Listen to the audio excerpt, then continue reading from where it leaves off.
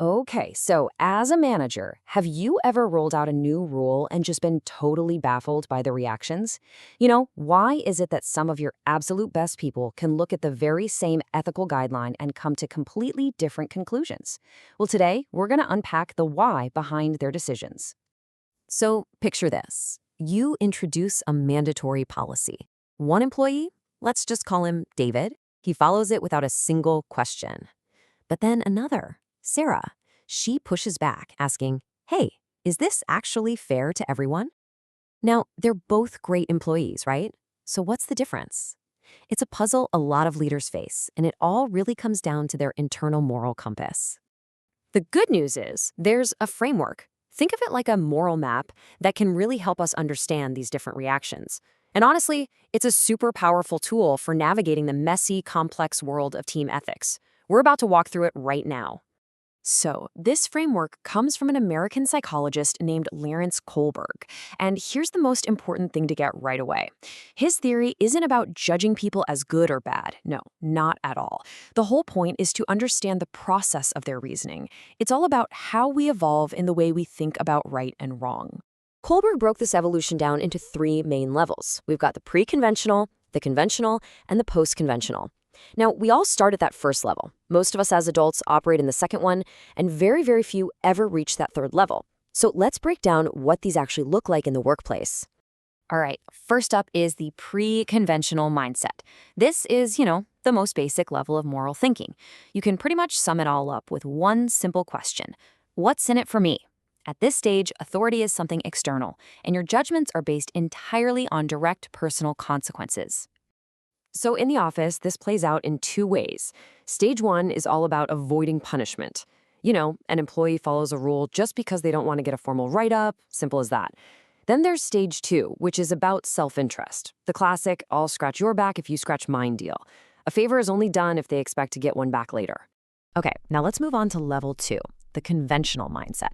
And this is a big one because this is where most of us as adults actually operate. The focus here shifts from me to we. The big question becomes, what does the group expect? This is where we start to internalize the norms of our team, our company, and, society as a whole. At stage three, it's all about fitting in, right? It's about social approval. Employees are really motivated to be seen as a good team player. Then you get to stage four, which is focused on maintaining social order. This is the law and order stage.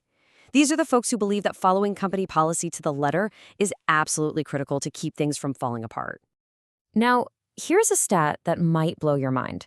Based on the research, about 80%, that's right, 80% of adults never progress past this conventional level of reasoning. Just let that sink in for a second.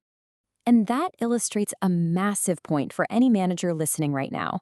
The default operating system for the vast majority of your team is probably stage four. They're your duty-bound employees. They respect authority and truly believe that rules are there to be followed, period, because that's what keeps everything in order. So what comes after that? Well, level three is the post-conventional mindset. This is the highest and by far the rarest level of moral reasoning. Here, a person's sense of morality is really defined by abstract principles and values. They start to move beyond just what society says and ask, what is truly right? At stage five, people see that rules are basically a social contract, which means they can be changed if they're not actually serving the greater good. They start asking if the rule itself is fair. Stage six, even rarer. This is where people follow a deeply personal code of ethics, principles like justice and dignity, even if it means breaking the law and facing some serious consequences. Okay, so let's make this really concrete. We're going to compare the most common stage for adults, that stage 4 employee, with the next level up, the stage 5 employee. This is where you see that classic tension between what we can call the rule follower and the reformer. So here's the situation. Imagine a loyal customer, someone who's been with you for 20 years, has a totally unique problem. But there's a really rigid company policy that's stopping your employee from giving them the perfect solution. It's a classic conflict between the letter of the law and the spirit of service. So, how do they respond?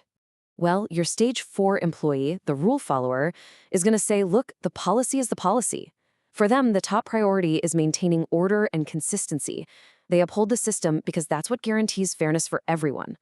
But your stage 5 employee, the reformer, asks a totally different question. They ask, wait a minute, is the policy actually being fair in this one case?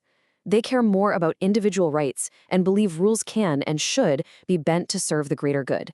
They don't just follow the system, they question if the system is even working right. So why does any of this matter for you as a manager?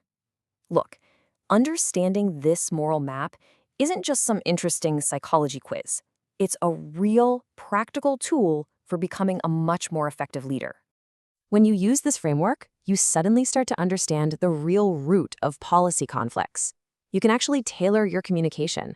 For your Stage 4 folks, you can emphasize how a new policy creates stability and fairness. For your Stage 5 thinkers, you explain the why behind the rule, the principle it serves. This insight also lets you anticipate how people will react to change. And this is a big one, it helps you spot potential leaders, the ones who aren't just thinking about the rules, but about how the whole system could be better. Ultimately, it all comes down to this. Understanding why your people make the decisions they do is so much more powerful than just knowing what they decide. It's really the difference between just managing tasks and truly leading people. So I'll leave you with this to chew on. Take a look at your own team. Can you spot your rule followers? And can you spot your reformers? Here's the thing. Both are incredibly valuable. The key isn't to try and change them, but to understand them. So how can you leverage both of their strengths? Maybe you put a rule follower in charge of project compliance, while you ask a reformer to find ways to improve the process for next time.